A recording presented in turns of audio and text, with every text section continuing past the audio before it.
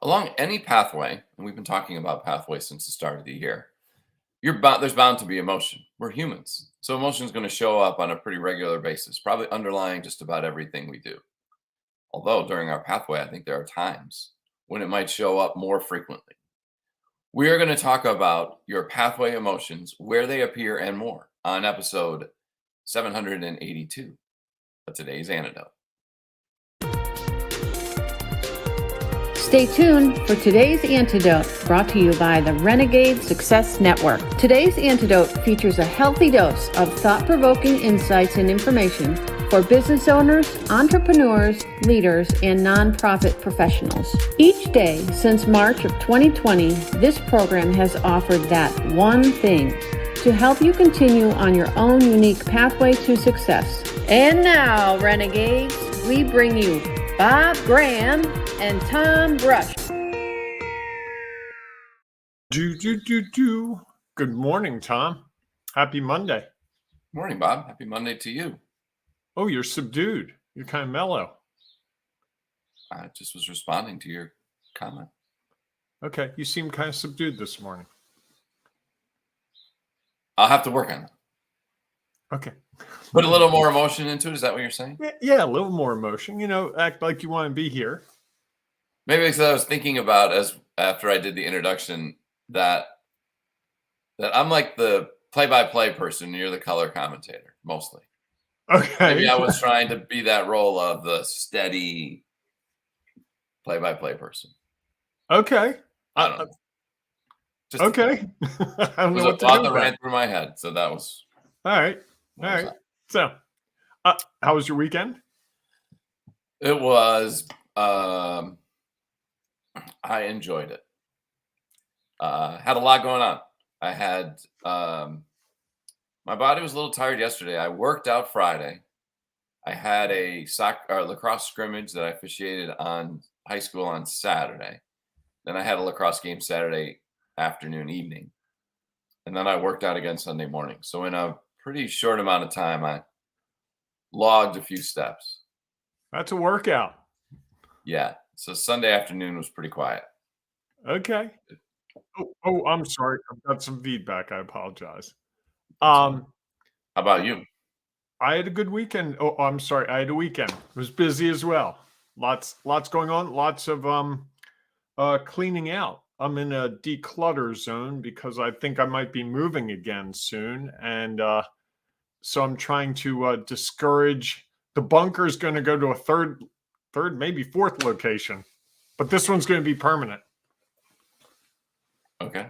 This one, and this is not going to be ground level. This is going to be the penthouse. You're in the penthouse, huh? I'm in the penthouse. Yes. Yes. So you can't really call that the bunker, then, can you? I can't. I don't know what I'm going to call it. Maybe I'll call it the penthouse. Which. There you go. In a 3-story building, if you say that to some people, they're thinking, 100 floors and you're at the top. I am at the top with beautiful cathedral ceilings when I move. All about your perspective. It's all about your perspective. Exactly. Yes. Yeah. So Edward says Towson Towers. Nope, not Towson. More 4 still, Edward, up in Hartford County. Good Don't guess, tell me bro. you're starting to give away the location. They're going to zero in on where the hidden lair of Bob Graham is. Could happen. It could happen. All right, everyone. Good morning and welcome to today's Antidote, our daily broadcast and podcast. Each week, Bob and I have a conversation around a topic. This week's topic is, as I mentioned, pathway emotions. And we've been talking about your pathway since the start of 2023. And most recently, we've been talking about pretty much all of February. We were talking about what happens after a checkpoint. And then checkpoint is where you sort of stop and sort of measure your progress towards your goals, and then the things that you can do after that. So if you're at a checkpoint and you're not really certain what to do next, you might want to go back and watch the last 4 weeks episodes. And if you're not ready to really binge that much, go back and watch the last 4 discoveries of the week. Those are the Friday episodes where Bob and I share sort of a wrap up of what we've discovered. And that might give you a fairly a shorter version of the detail. If you're in for the detail, hey, go for it. If you're on a long drive, set up the podcast. It will take you a good distance over the last couple weeks. So one of the things we do know, unless you do it at double speed. I'm pretty much at every podcast now, almost every video. I'm at double speed. How many podcasts that you listen to have 781 episodes? 2 or 3, actually. Really? Yeah. I tend to go for the ones that have some legacy. Consistency? Yes. Fair enough. So anyhow, we're going to have that conversation this week. We're going to talk about pathway emotions. Today, we're going to discuss where they appear. And as we go through that conversation, if you have thoughts or ideas you'd like to share, please feel free to put them in the comments, because we know it'll add value to what is going on, what we're discussing. Probably, most likely, is a unique perspective that maybe we hadn't considered. Then at the end of that conversation, Bob and I will each offer our one thing, our today's antidote. That thing that we hope will help you figure out how to take your next step. You might be stuck, uncertain, feeling a little lack of confidence, to help you move forward, to complete the path, your own unique pathway to success. And of course, if you have one thing you'd like to share, please feel free to share it as well. Even if you think, well, that's not really going to add much value or have much of an impact. Likely, if it has had an impact for you, it can add value to someone else. Before we dive into our conversation, though, each morning, Bob and I do our celebrations. Bob, what are you celebrating today? I'm going to celebrate the fact that I was up and out at 5 a.m. and ran outside. And I haven't done that in several months. And it was cold. I don't like running when it's below about 40 degrees. It was about 30 degrees, but I did it. Got 2 miles in, a little bit of running, a lot of running, and a little bit of walking along the way. But it was good to be up and out, and feel the endorphin rush. Yeah, there is no doubt. There is something, especially being outside. Mm-hmm. Yep. There's a little bit of that over the last couple of days. So yeah, I understand. Sounds like you have. What are you celebrating? Yes, I am celebrating the fact that actually I'm going to celebrate that I didn't have a game yesterday. It was nice. Even though I worked out in the morning and my body was a little tired and sore last night, it was nice to just have a quiet Sunday. Okay. I haven't had one of those in a while. And so it was a chance to relax. Nice. Let my body recover and get ready for the week ahead. And you didn't even work much yesterday, did you? No, I did not. Yeah, you really got away. Because I can usually tell when you're in relaxed mode, you do some work. And I could tell yesterday. I'm in relaxed mode, I do work. No, there's relaxed time where you do work, and then there's relaxed time where you don't do work. Oh, got it. The second one's rare. I guess. I didn't do much work all weekend. I had 2 games on Saturday, and which is kind of work in a way. Different work, yeah. And then I went to Liz had a game that she officiated that I went to yesterday, worked out, and then I sat on our back porch or deck and watched this beautiful sun that was out here in Maryland. It was a nice day yesterday. Sunny. Was a nice day. I was watching a NASCAR race yesterday in California, and they were showing the mountains where they got 5 feet of snow. Wow. In the mountains of California overnight. Like, that's crazy amount of snow. And parts of the country got walloped. Yes. Yeah. I wonder if we're going to get that this week. Thought I heard rumor that there now rain, I think they were saying. Oh, is that we're going to get rain? I think we'll get rain later in the week. Yep. So maybe even later today, I think. So weather, you can't do anything about it. You just got to roll with it. You can move. I guess that's one thing. You could move. Yeah. You could do that. All right. San Diego, where it's 72 degrees and sunny every day. Almost every day. Almost every day. Average. So I'm excited, Tom. We're going to talk about pathway emotions.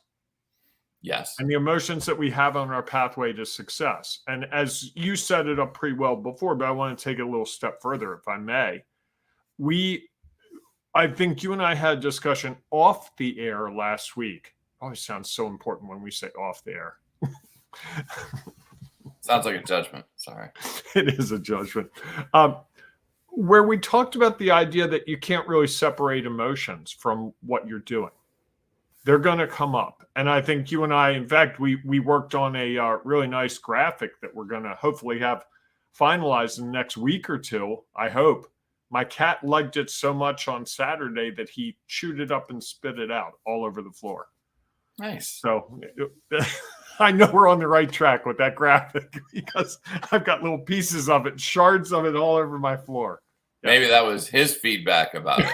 That was his feedback. He definitely had some emotions on his pathway. Certainly. But as we talk about emotions, I think one of the things I said to you last week was that we've talked about all this without really talking about emotions. And we really thought through that. We talked about that a lot off the broadcast. And now we're going to bring that to the broadcast. And I think the big thing to me is, and I said before the show when I saw the topic where they appear, pathway emotions, they appear everywhere. And you said that's too easy an answer. I think you're right. It is an easy answer. They do appear everywhere, but they also appear not the way you expect them to appear. And at times you don't expect them to appear. So there are times like when I was running today, I'm trying to sort out some things with a possible new client. And as I was running today, I was like, boy, it'd be really nice to get this worked out in the next day or two.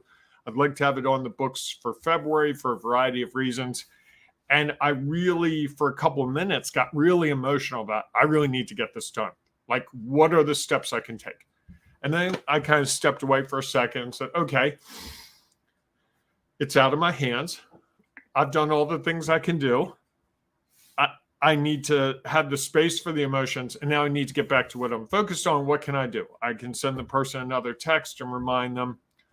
I can tell them I'm available for questions. And then basically that's all there is to it.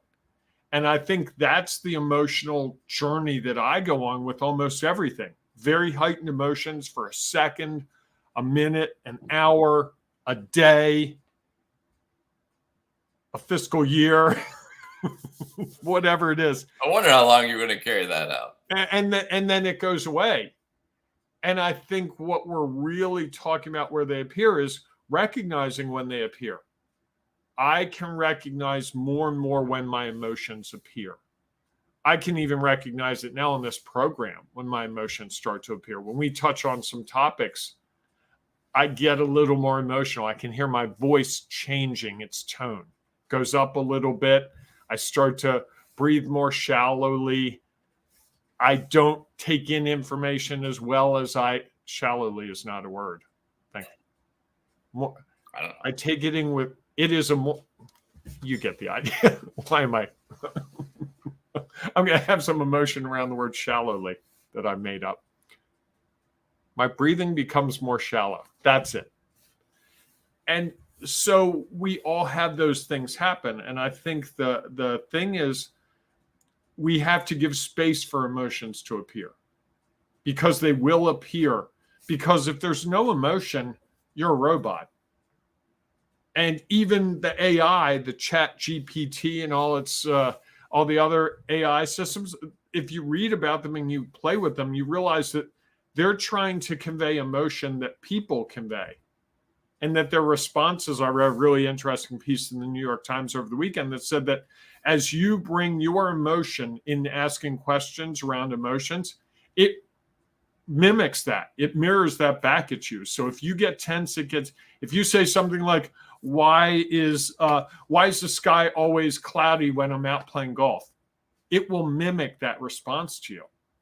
So we've gotten to a place where we can actually create machinery that captures emotions in its responses. And I think that's really interesting as we talk about emotions. So prevalent in our life are emotions that artificial intelligence is capturing emotion even in how it replies to things, because you can't factor out emotion. You just can't. What do you say to all that? Kind of threw everything at you. Now you have to sort of sweep it up into a nice, neat little pile so we can throw it in the trash. Yeah. Cat bell. I think that's, I was really pondering your idea about AI having emotion. And, the word you used was mimic. And I don't know that that is a sign of emotion. It is something that whoever created the AI made a determination of what language would go with other language. Because imagine how if you type something, send an email, there's a lot of ways that people can read that email. And put emotion into the email that wasn't there from the sender. Mm-hmm. And so it's not really, I don't know. I have a hard time with AI having emotion. Anyhow. Well, we also perceive emotion, right? How many times have you sent someone a text that was No really doubt. benign and they respond with, I can't believe you said that to me? Because we tend to throw emotion into things from our own perspective. Of course. And Yes. and then the person goes, that's not what I meant at all. Oh, I'm sorry, I misunderstood because you use this series of words. And when I hear that series of words, I flash back to when I was a little boy, or I flash back to my last boss, or we are emotional beings at our core. We can't separate that. And I think we have to accept that in all of this, and building a business, being a leader, you're going to go through emotional swings. You had a great meeting yesterday. You had a lousy meeting the day before. I know they're adjectives, but that's how most really emotion is around adjectives, right? Yes. And it's clarification of something that based on our perspective.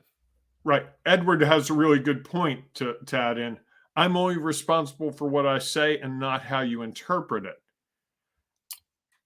I would agree with that to a point, but I would also say, as a communicator, if you're someone who's communicating, you are responsible for how the message lands, in the sense that if I know the word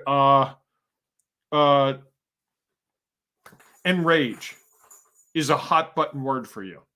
If I say, Tom, you enrage me, you get really upset with me. I'm just making that up. If I use that word, I can pretty much predict the response. If I don't use that word. So, and also as communication, if you think of communication at its real finest point, it's me having a thought or idea, conveying it to you in a way that you understand what I'm trying to say. You can dismiss it, but you at least want the person to understand, the recipient to understand it. And so often our emotions get in the way of understanding, right? Well, it's interesting. I think it's our knowledge, experience, and perspective that gets in the way. That determines usually the emotion, correct? So that if I've never met you, I have no idea what words. Obviously, there are some that have an impact on just about anyone. Do tell us which ones. Yeah, I'm not going there. And there are others. I tried so hard. Yeah, you got to try a little harder than that. Look up George Carlin, right? Yeah, well, I don't know. There's, I think for everyone it's different, and we don't know that until we start to understand. So the first time we meet someone, again, if we're just having a conversation and use language, we don't know their knowledge, experience, and perspective. So we have no idea how they are going to perceive what we share. Hopefully, and that if we're willing to listen, we're able to sort of start to understand what's real for them rather than just keep talking at them. And then we have an opportunity to not have some of those reactions. Although I think there is value in some reactions if people are willing to actively listen. Again, if all we're doing is having conversations that have no impact and they don't create any emotion, how are we ever starting to understand each other and starting to learn unique knowledge, experience, and perspective that'll have an impact on us? And I think it's the same as it goes through this pathway of, trying to be a leader or a business owner. is, we're doing things, trying to understand things likely that we've never done before. And if there's no emotion, that means it's hard for us to learn. If we just keep doing, if we keep doing what we've always done, we're not doing new things. We're just, because we have an insight into what is going to happen, what the outcomes we think are going to be. Not always the case. And because the situation does change. I think for those people who think that, if you do what you've always done, you're going to get what you always got, they don't see the outside impact on what happens. They just believe that, well, if I just keep doing this, I'm going to keep getting the same results. And thus they won't ever have to have huge emotional swings. They believe it's going to stay steady. I don't believe that's the case, because again, other things aren't staying constant. And so there is change. And so I think that, yes, emotion runs through all of this. And I think there are some, as we'll talk about tomorrow and Wednesday, the challenges and the benefits of having that emotion be so much of a part of this. And I also think there's some other key pieces around it that why I think they appear differently where they appear, and how that can impact what's going on with you or me or whoever. I'm going to jump in with some comments that'll make an impact. Jackie Appleman says, and Jack is a business writer, coach, helps people improve their writing. So this will come with a little more depth. We should anticipate how a reader would respond as best we can, because we can't read others' minds.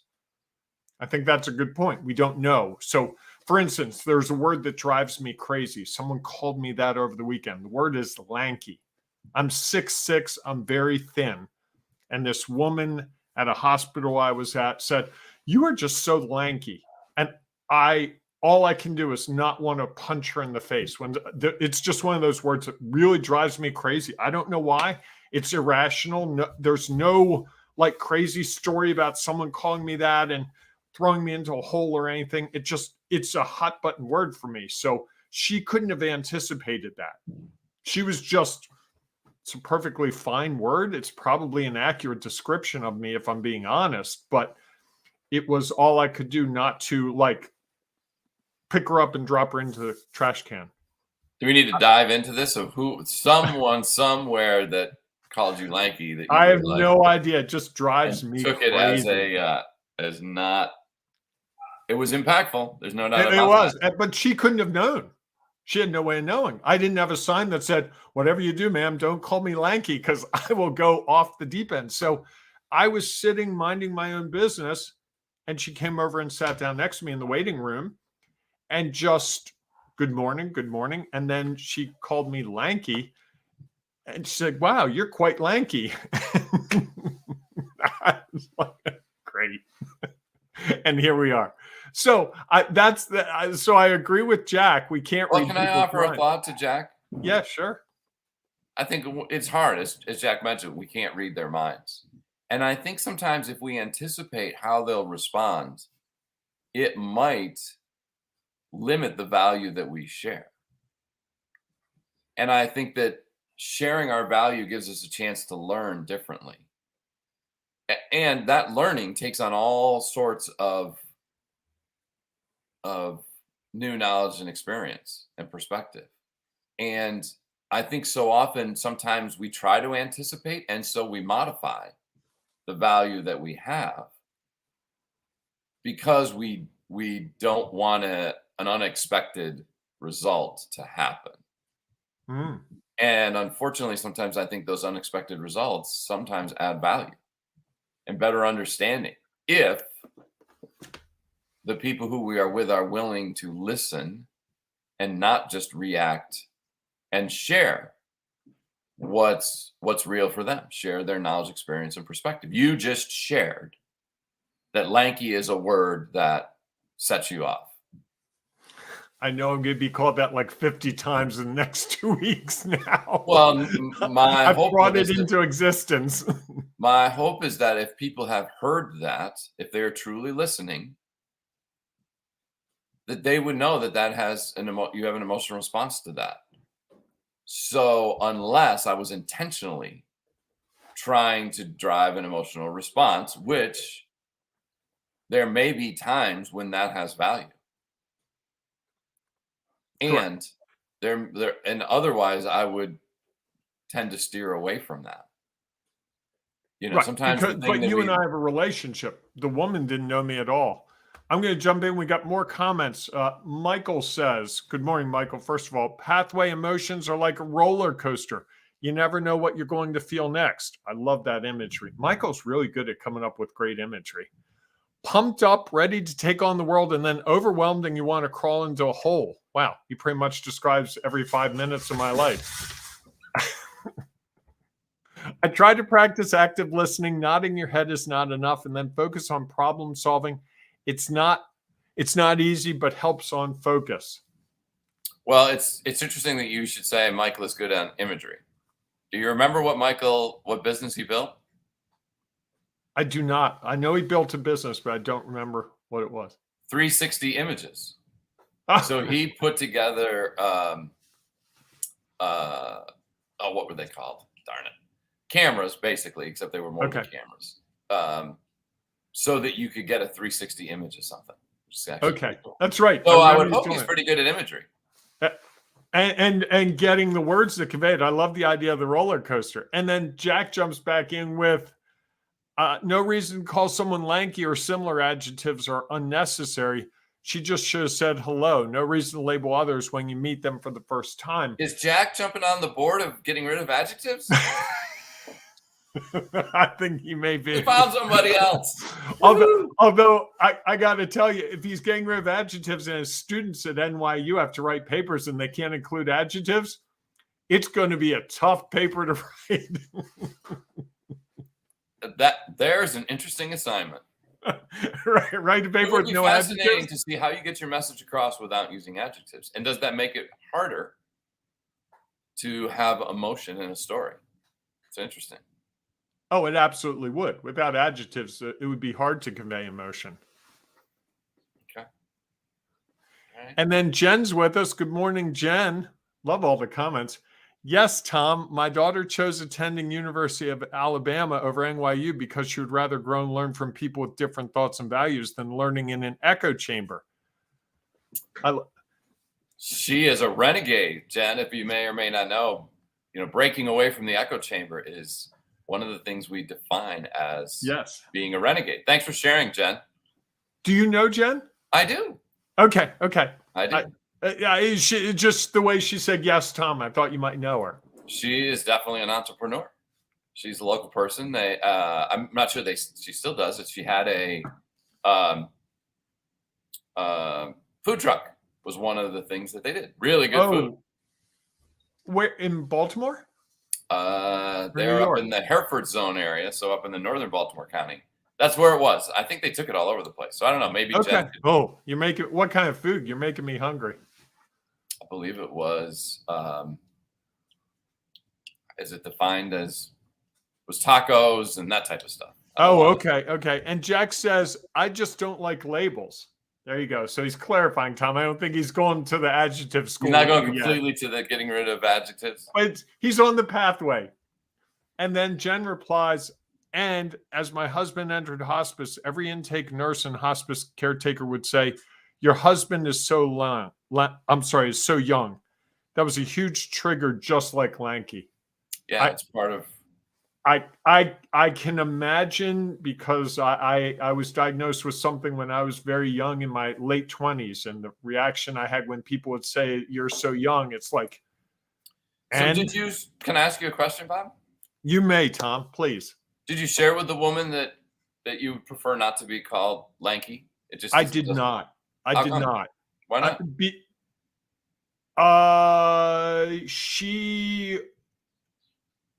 It was the hospital. I didn't know why she was there, and I didn't think it was the right time or place to go into it. And I was reading a book, and really, it was a quiet space because the hallway was open. It just didn't feel right. if we were at a grocery store and I was waiting at the deli counter and she said it to me, I would have said, oh, you're kind of petite or whatever. And I would have made a joke about it and said, I can just tell you, I hate the word lanky or whatever. I just didn't feel like it. And I also wasn't really in the mood to deal with people at that point. I was just in my zone. So she was being very polite. I mean, her saying hello was perfectly fine, but you're so lanky or something. You're very lanky. That's what she said. It was like, uh-huh. So how will others ever know that unless you share that? I've just shared it with the thousands, hundreds of thousands of people that listen to us here. But none of us have ever called you that. I don't believe. Maybe. No. So I think that's the thing, right? That's the opportunity. You made a choice not to share it at that time. And I guess now I'm having the pathway of emotions of I should have, I shouldn't have, I should have, I shouldn't have.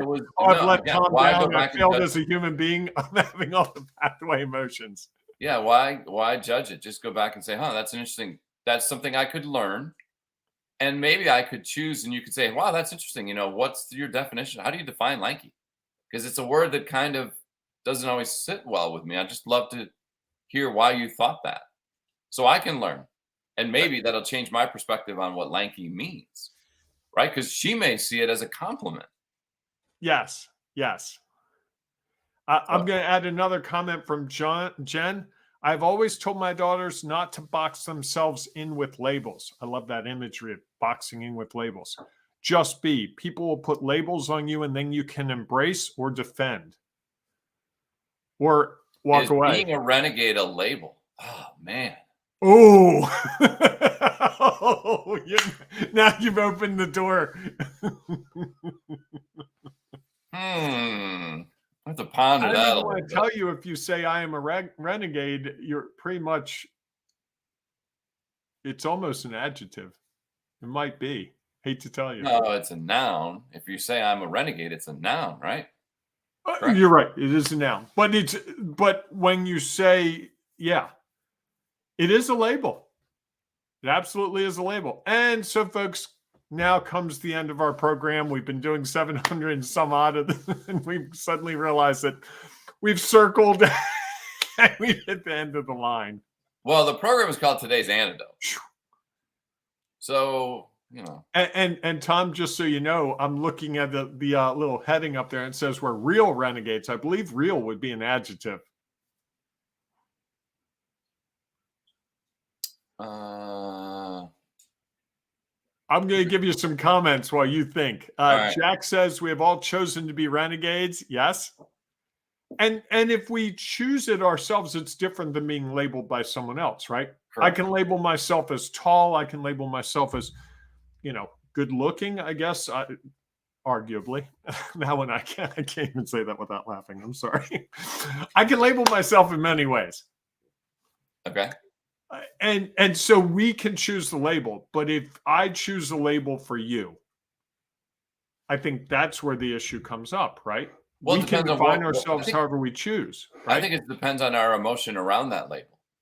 Like if someone came up and said to me, geez, I've been watching your show for a long time. You are a real renegade. I've heard all, some of the things. I'd be like, oh, thanks. You acknowledge. But that's because they're reinforcing the label you gave it. Okay. You defined yourself as a renegade already. Okay. I didn't say to that woman in the hospital, I'm lanky. And then she says, oh, you are lanky. That would be different. Okay. Right? Yeah. And then Edward jumps in. Once you label me, you negate me. Yeah, it definitely at least limits you. There's no doubt. You started to think you understand their knowledge, experience, and perspective. Right. You put that you categorize people. Correct. And we all do it. As humans, we're constantly trying to categorize because at our very core, is this person a threat or are they safe?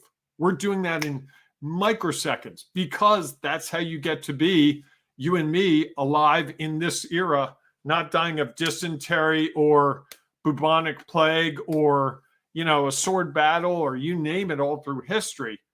We've evolved so that we know presumably what the threats are.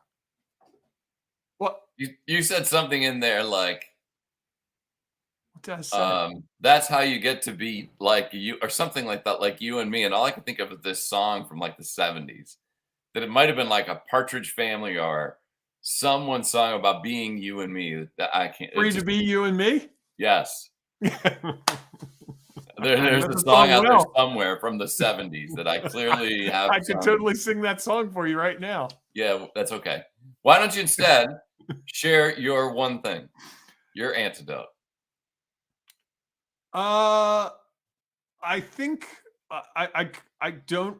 This is one of those days where I'm going to jump in with a comment because I see Jen's comment and it'll give me a little more time to think. From birth, we are categorized whether by size, race, religion, location, etc. Something we can't get away from. I would agree with her. We can't get away from how people label us, but the question I would have is, can we affect how people label us? Well, one of the things we could do is if we stop labeling others, people may start to recognize that and see the value of not labeling people and just accepting them for what's real for them and trying to better understand or differently understand what's real for them. The more we gain around their knowledge, experience, and perspective, we realize that that everyone is unique, and so labels don't fit anymore. Or the other thing is maybe it's that we can label ourselves and other people respond to that. You know, if I say, you know, and we so a label that you hear, I'm an entrepreneur. I'm entrepreneurial. Okay. Now you almost, and I think this is where it gets difficult for us. We want them to prove it. Right? If someone says I'm entrepreneurial, you don't just like walk on and go, oh, what businesses have you started? There's a follow-up question because we want them to prove that statement. Oh, I'm a good athlete. Oh, really? Oh, I'm a good golfer. What's your score? I'm a good runner. Oh, what's your time? Oh, I'm a good official. Oh, what games have you done? I'm a good business owner. Oh, really? How much money did you make last year? So even when we label ourselves, we as humans want to confirm that. We do it all the time. Is that confirming it, or is it we want to gain more knowledge, experience, and gain a different understanding of your knowledge, experience, and perspective, so that we can learn more about you? I think that would be the ideal. I think more the reality is prove it. That's what we're really saying. Interesting. Okay. Have you come up with your one thing yet? This is the day I'm not really sure. I need to go back and listen to the program. I've just been trying to manage the comments, and it's a lot, and not be lanky. Fair enough. What's your one thing? Maybe I'll jump on and say it's amazing and agree completely because that's my safety net. So come up with something good, Tom. All right. When I think about pathway emotions, and as I said at the beginning, they pop up all the time. And I think that I was thinking about this morning, that there is a graph that I tried to draw and I haven't quite figured it out that would include emotions, action, learning. I think there's something else. Because I think that there is as our emotions reduce or expand, depends on how impacted. If we're greatly impacted, but it just came to me this morning as like a line graph or a line graph, and how those when they would intersect of, when my emotion is at this point, I'm more likely to act, and I might act though with less learning. And then as my emotions become more like under control or managed, that I might act with more learning and more thought behind it, something like that. Right? What? I'm sorry? Impulse look really good on me. Boom, I'm buying it. Versus, hey, $500 for a leather jacket right now. I've got a mortgage payment. I've got a car payment. I just had an unexpected expense in my life. Probably not the right day to spend $500. I live in Florida where it's 90 degrees most of the time. That may not get as much. Or I have 3 leather jackets already in my house, and this is the same now. And I like Edward jumps in and says, logic. And so it is impulse versus logic, right? As our emotions get higher, our logical brain goes away, right? We have 2 sides of our brain. We have the thinking side and the feeling side. And I think the art in life is to balance the 2. If we don't have emotion, and I think this is what my one thing would be, is the reason it shows up everywhere is because we're emotional beings. And if you don't have emotion around something, it doesn't matter. Well, I agree. That I agree with. I think that's. And so it's how do you manage that emotion? If you're getting up on a stage for the first time and it scares you, that's actually a good thing. I like that I'm nervous every time I speak for a couple of minutes beforehand because it shows me this matters to me. At the point I get up there and go, whatever, 500 people, who cares? That's when I've lost my interest in it. Now it's just ho-hum. Well, and it's interesting. It all depends on your perspective on that. Is that fair to say?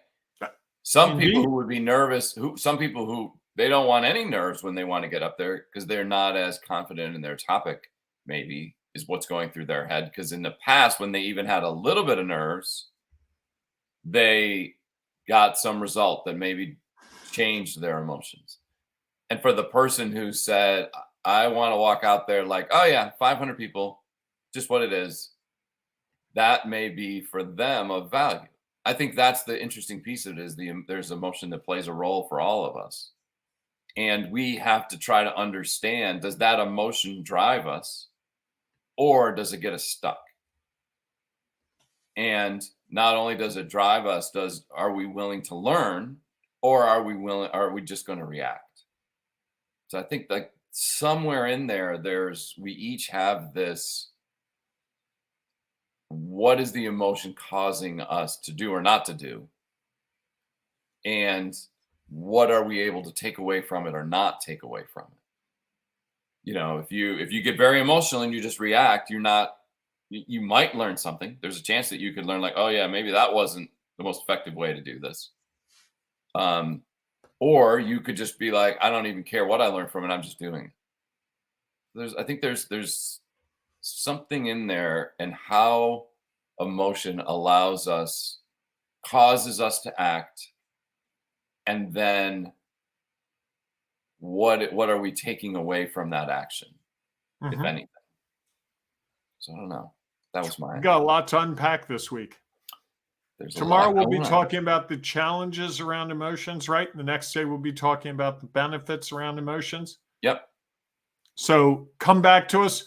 Want to thank Jen, Jack, Edward, Michael for your comments today. Really do appreciate it. Makes it so much more thought-provoking and engaging.